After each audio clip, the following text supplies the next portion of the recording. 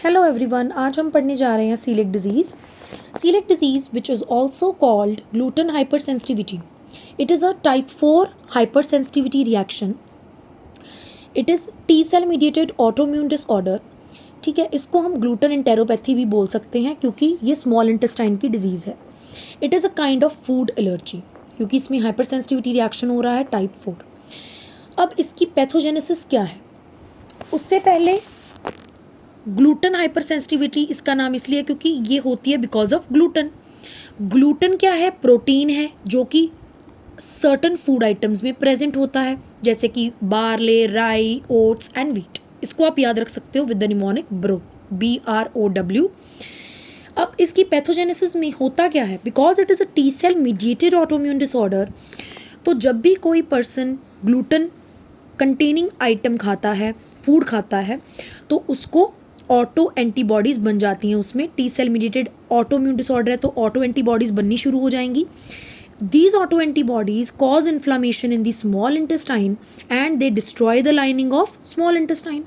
तो small intestine destroy हो जाएगी क्योंकि वहाँ पे इन्फ्लामेशन हो गया है, लाइनिंग उसकी डिस्ट्रॉय हो गई, इन्फ्लामेशन हो गया है तो वहाँ पे बैक्टीरियाज लॉज हो जाएंगे, जिसकी वजह से उसको नोजिया, वॉमिटिंग, डायरिया जैसे सिम्टम्स होते हैं।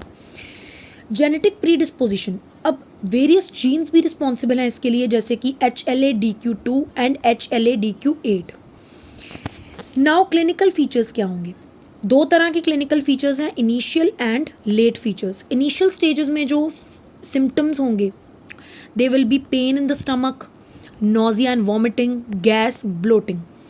And late features, because of initial features you will get chronic features, है ना। जैसे कि उसको नोजिया एंड वॉमिटिंग हो रहा है, जो भी वो खा रहा है वो बाहर निकाले जा रहा है, कुछ ऑब्जॉर्ब तो उसका हो ही नहीं रहा, तो माल अब्जॉर्प्शन हो जाएगा, जिसकी वजह से उसका कोई वेट गेन नहीं होगा, that is failure to thrive. Chronic diarrhoea because of inflammation in the small intestine. Anaemia, क्योंकि we all know that major जो ऑब्जॉर्प्शन करवाता है हमारी बॉडी में, दैट इज स्मॉल इंटेस्टाइन। जब स्मॉल इंटेस्टाइन ही इस पर्सन का ख़राब हो चुका है, इन्फ्लामेशन हो चुकी है, लाइनिंग डिस्ट्रॉय हो चुकी है, तो स्मॉल इंटेस्टाइन अब्जॉर्प्शन का काम नहीं कर पाएगा। जो भी वाइटामिन, आयरन, फॉलिक एसिड वहाँ पे अब्जॉर्ब होते हैं वो नहीं होंगे, तो उसकी वजह से डेफिशिएंसी हो जाएगी आयरन की। तो अगर आप आयरन दोगे भी तो भी काम नहीं होगा, मतलब उसका ट्रीटमेंट नहीं होगा पर्सन का, क्योंकि problem is with the small intestine. अगर आप बाहर से आयरन दे रहे हो लेकिन उसकी स्मॉल इंटेस्टाइन की लाइनिंग डिस्ट्रॉयड है तो फिर भी कोई फ़र्क नहीं पड़ेगा, it will be refractory to the iron treatment. Now complications क्या होंगे?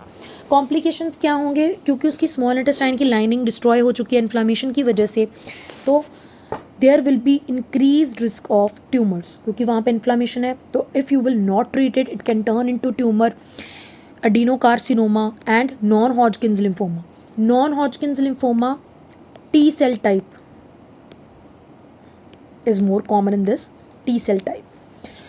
Then there comes investigations. Investigations include jejunal biopsy. So jejunal biopsy is the investigation of choice. Is the investigation of choice in the Indian setups. So positive results क्या दिखाएंगे?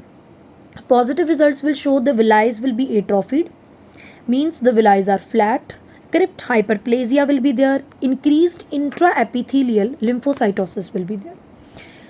Second you can do is blood antibody test करवा सकते हो आप। The antibodies are IgA type antibodies. So basically there are 4 antibodies, auto antibodies which are present in the blood of these individuals.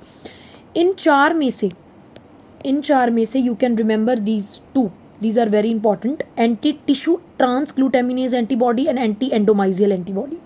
Anti tissue transglutaminase antibody which is also written as small t, capital T and G, TTG.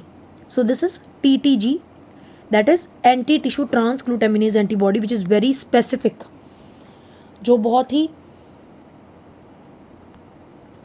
Specific है इस disease को लेके।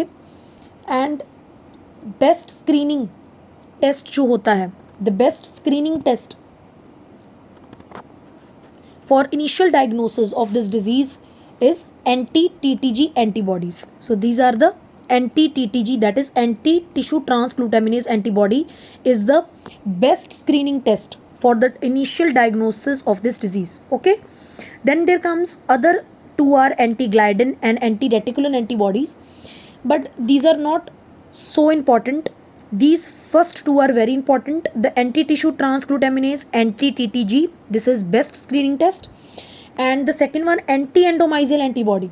This is best for diagnosis purpose. This is best.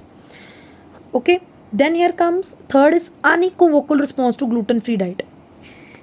If there is unequal response, अगर किसी इंसान को जिसको ये प्रॉब्लम है and you are suspecting gluten enteropathy, you can suggest him to stop eating the foods containing gluten, and if after that he or she is giving good response, you can come to the conclusion that he may or she may have gluten enteropathy. So unequal response when the gluten free diet is given.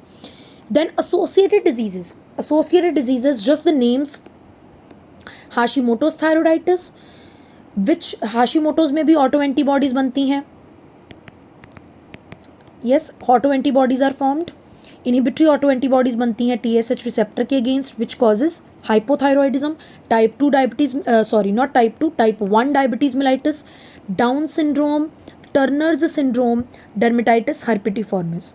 Dermatitis herpetiformis में क्या होता है, इसमें पेप्यूलोवेसिकुलर eruptions आपको मिलती हैं on the extensor parts of joints. Yes, papulovesicular eruptions on the extensor parts of the joints. इसकी picture भी I have attached. You can see here, these are the papulovesicular lesions on the extensor parts. This is elbow joint, knee joint is not in this picture. You can see here. Then now the treatment, the one and only treatment, that is lifelong gluten-free diet. This is the one and only treatment. So this is all about for today's video on gluten enteropathy. I hope that you have understood. Thank you.